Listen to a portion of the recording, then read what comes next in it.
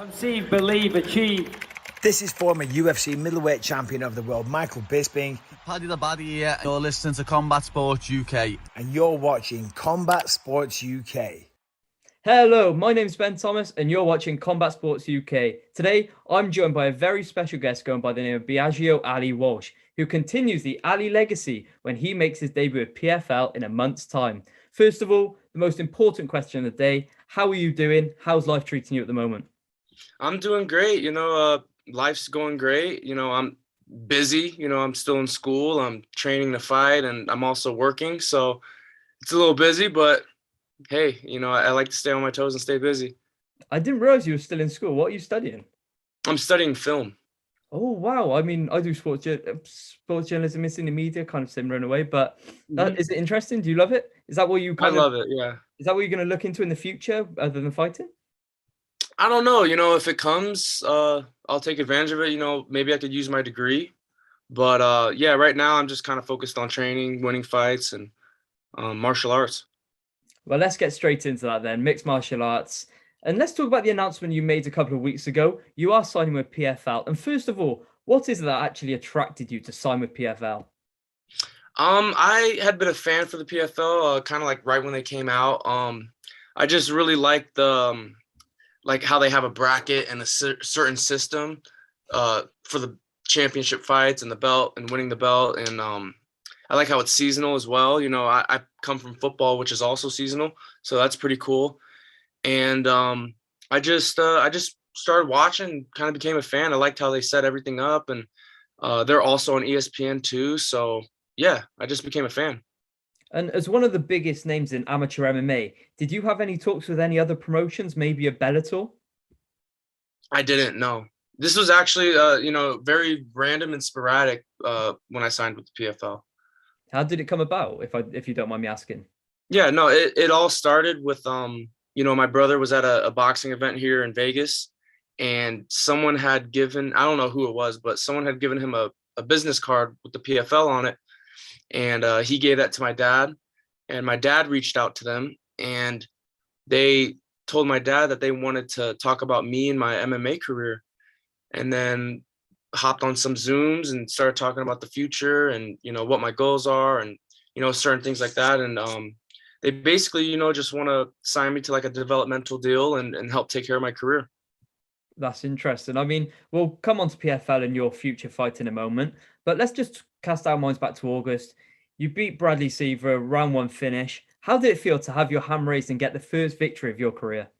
Oh, it felt great, because it was my second fight. I lost my first fight because, it was my first fight ever. I was very anxious and I got really tired, like really soon. And because of that, and, going into the next fight, I just wanted to stay calm. And, I was grappling all that camp. I'm grappling all this camp. And I was just kind of, just a little bit more prepared mentally and physically.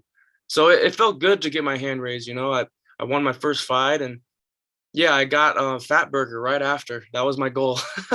Of course it was. I love that. But let's talk about the PFL card you're actually going to be making your PFL debut on. It's the most stacked card of the year by a country mile. For example, Kayla Harrison, Shane Burgos, Marlon Moraes, Jeremy Stevens, Aspen Ladd, just to name a few. Just how much of an honor is it to be making your debut on such a crazy card? Man, I can't put into words how grateful and how honored I am to have this opportunity. Like I'm still an amateur fighter. So for them to come to me and say like, hey, like we see potential in you, it means the world to me. So I'm just working hard and trying everything I can to, meet those requirements that, is expected of me. And obviously you're the second fight on the night, I believe, which means you'll have plenty of time to watch the fights. So yeah. After your fight is done, if it all goes to plan, will you be taking a seat in the stands and maybe watching any other fights on the card? And if hell yeah. It's a stacked card. Like I would love to watch all those fights. Which ones in particular are you most looking forward to? The Jeremy fight is pretty exciting. I know Sadi, he's trains over at Extreme Couture too, and I see him working with Ray and whatnot. So I'd like to see that. I'm a fan of Kayla as well, so I'd like to watch her fight. And yeah, those are like the the ones I'm really interested in, but every single fight is good. So I'm going to be watching the whole thing. I mean, one that kind of comes to mind for me is Shane Burgos, Marlon Moraes. I mean, two guys who have just come out the UFC. How do you see that fight kind of playing out? I'm not so sure. I'm not going to sit here and act like I know, about them, because I don't really know that much about them. But I've heard a lot of good things about both fighters. So it's going to be an exciting fight. I know that for a fact. I mean, it will be, but it has nothing on your fight. Obviously, you're taking on Tom Grasser, who is 4-4. Without, how much have you seen of him coming into this fight? What do you expect him to bring come fight night? I had only seen a little bit of footage, from when I looked on YouTube. His fights are kind of like years ago, like 4 years ago. So, but I also saw footage of his last fight, I think, which was against one of my teammates. So I watched that fight, and yeah. What do you expect him to bring? How do you expect him to come into this fight? Do you expect him to take a certain stance, come at you in a certain way, throw, grapple, wrestle? Well, how do you expect him to come to you? Well, his stance is very like unique and unorthodox, right? Like it's very what would you say, like Tony Ferguson, right? Like Tony Ferguson has a very unorthodox style. He does as well, He's a little bit taller than me. I know that. He does like to stand and strike, which is cool because I also like to stand and strike, but I fell in love with grappling this last camp and the camp before that. So who knows, it could be going to the ground. So would you say that is your main route to victory in this camp? Is that what you're looking to go in and do? Just grapple? No, honestly, I'm open for anything. I'm grappling, to get more mat time, yeah, it's MMA, so anything can happen. I'm just preparing for any kind of outcome. I mean, it looks to be a sensational matchup on paper. If and when you get the victory on November 25th, do you have an idea of who you'd like to face in your next matchup? And are you looking for a quick turnaround? Because you've obviously had quite a few fights in a spring of months. Are you looking to keep that going? Yes, 100%. I have no idea who I would want to fight, but I do want to fight soon after that.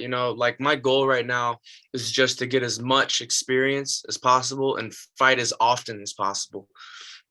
God willing, if I come out of this fight injury free, I'd like to fight in February and just stay active. That's what we love to hear. Well, we wish you the best of luck for that fight. But let's now discuss your incredibly talented family. I mean, the people listening now with the name Ali may have got a hint, but you are the grandson of the greatest boxer of all time in Muhammed Ali. Your aunt, Layla Ali, is a Hall of Famer, and your brother Nico is now making a name for himself in the ring. Just how inspiring is it coming from such a talented family who, like Nico, for example, he's just winning. I think it's 6 now, 5 KOs. How inspiring is that for you? Man, it's very inspiring because I've seen Nico train since he was 15 years old, and he puts in the hard work, and to see him where he's at now and where he's going to be it's very inspiring. I used to play football, and when I was done playing football, like most athletes, you're kind of confused, and you're like thinking to yourself, oh, well, where's my life gonna go? Like, what's my purpose? I had those same feelings because I never really had the opportunity to play at my position in college football. So after that, I didn't really like the lifestyle I was heading towards. I kind of felt worthless, and I was sad and depressed. And I just went to Extreme Couture, started training to just stay in shape. And I just started to slowly fall in love with it. And before you know it, I said, you know what, like I'm still young. I would rather go through hell than be 35, 40 years old and think, oh, well, what if I tried MMA, like would I have been a good fighter? I don't want to have those kind of thoughts. So I just said, you know what, like screw it. Life is short. You only get one life. So I'm gonna take this serious. I mean, the names I just mentioned, your family have obviously created endless memories inside the ropes. However, you took up MMA. What swayed you in the favor of MMA? Was it just how you kind of come to Extreme Couture? You kind of found your way there, or was there something that swayed you in favor? Maybe you saw a UFC fight, anything? It's kind of both, you know. I actually started watching the UFC when I was like early high school, like a freshman in high school, and I just really kind of fell in love with the fact that there's multiple martial arts that can play a part in a fight. You know, you got the judo guy versus the boxer, or the striker versus the wrestler. I really liked that idea, and yeah, I was just really drawn towards MMA. Don't get me wrong, like I'm still a boxing fan. Like I still watch boxing. But yeah, early high school kind of like introduced me to MMA, and after football, my first thought was MMA because one of my friends was training at Extreme Couture, and he said, "Come to the gym, like just come check it out," you know. And I went, and I started to like it over time. I mean, we saw what Muhammad Ali was like on the big screens, but you obviously got the inside information as the grandson. What was it like growing up being the grandson of Muhammad Ali? What was he like when the cameras were shut off and it was just him in a family environment with you? Oh, it was awesome. You know, I knew my grandfather had some kind of importance. You know, when you're so young, you don't really you can't really grasp the kind of impact that he made, especially if he's your grandfather. But, you know, every Thanksgiving we would go to his house and all of our family would get together, and we'd go there just multiple times a year and spend time with him and watch movies with him. We'd watch like old Western films and old horror films like the classic Dracula, and we would Nico got one of those Chris Angel Mind Freak the magic kits, and we used to do magic with him and just to see his reaction because he loved magic. You know, he was a big fan of magic. So we used to just do things like that and spend time with him, just quality time. And I'll always remember it. Do you remember what his favorite film was? He really liked Clint Eastwood. I Yeah. don't know exactly what his favorite Clint Eastwood fan or film was, but he liked The Good, the Bad, and the Ugly. We watched that. Um, we watched this one scary movie. Uh, it was uh, it was called Drag Me to Hell, and that was kind of freaky. So he liked that movie. But favorite film, I'm not so sure. Well, that was just for me. That's Yeah, one that I would just love to know. I don't know why. That's not even in my questions. I just he loved westerns and he loved like classic horror movies, like the classic Dracula and Wolfman, stuff like that. well, who knew Muhammad Ali loved Dracula? I mean, Yeah, he was a big fan. that's an exclusive combat sports. I love that. But I mean, obviously you were a youngster when he was fighting. Have you watched any of his fights back? Are there any ones that pick out in your memory where you're like, that was one of my favorite fights to maybe watch back? Yeah, I have a favorite fight. It was when he fought Cleveland Williams. That to me is my favorite fight from my grandfather. He just at heavyweight too, like he was just so fast. He looked so fluid and just relaxed, and he made it just look so effortless in that fight. But that's my number one, my favorite fight. If I could go back, I would watch that one. Obviously the Frazier fights are just crazy, and the Foreman fight's probably my second favorite. I mean, you say you kind of touched upon there how talented he was. And there's another thing to his game as well. It was his speaking. Everyone knew him as one of the best speakers of all time in combat sports. Yeah. Watching that back, do you ever just think, wow, the way he came up with those on the spot? Were you impressed by that sort of stuff? Hell yeah. I mean, like it's hard to you know talk the way he did off the top of your head with all those cameras and all those people looking at you, you know.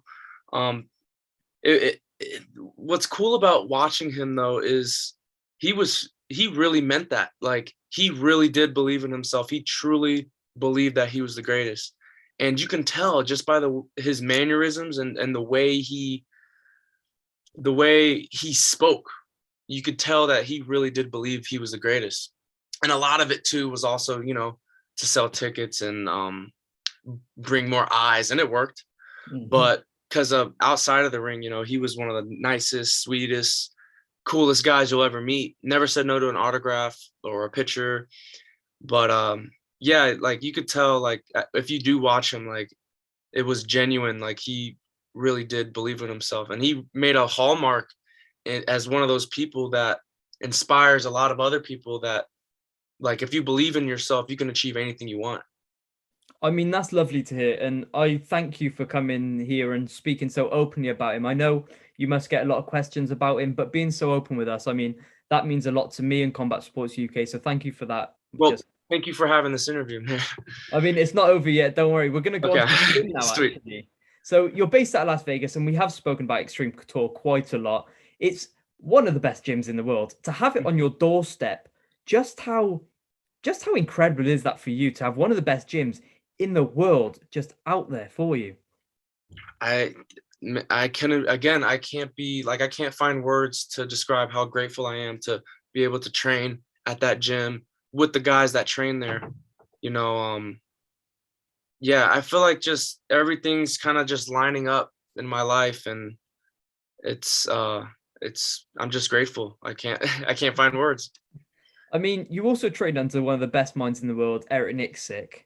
Mm-hmm. Just how important is he and the other coaches to your success? I mean, it's such a talented gym there with stacked fighters, stacked coaches. How important are all of those individuals to your success? Oh, they play a huge part. You know, I always talk to Eric. I look at Eric as like a big brother. You know, Dennis Davis, I look at him as like a father almost. I always pick these guys' brains, you know, because they have such high intelligence in the sport. And yeah, I've made great relationships with them, which is awesome. And I take advantage of them because I know that they want to see their fighters succeed, and they really do care about their fighters.